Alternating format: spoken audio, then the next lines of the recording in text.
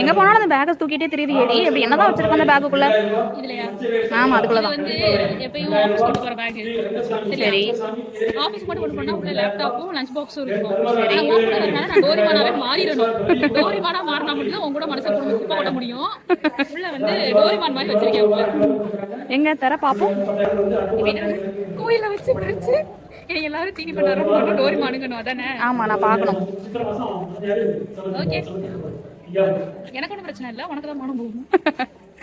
அதாவது இவங்க வந்து பெரிய ஐஸ்வர்யராய் ஆசா போசா கருத்து போயிடும். மேடம் கருத்து போயிடுவாங்க. இவங்களுக்கு கொடை கொண்டாந்துருக்கேன். சரி, எப்பயும் வந்து vlog சுத்திட்டு எங்கேயாவது போறோம், வெளில எடுப்போம்ல, அதனால வந்து மைக் இருக்கு. சரி, அது ஓகே. இது சரியான கஞ்ச பிசினாரிங்க வீடியோ எடுத்துட்டு இருக்கிறது.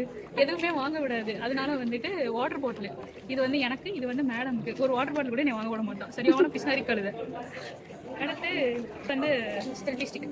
ஸோ இதுவும் வந்துட்டு வீடியோக்கு வந்து யூஸ் ஆகும். அப்புறம் வந்து அம்மையார் வந்து பஸ்ல போயில திடீர்னு பசிக்குதுருவாங்க.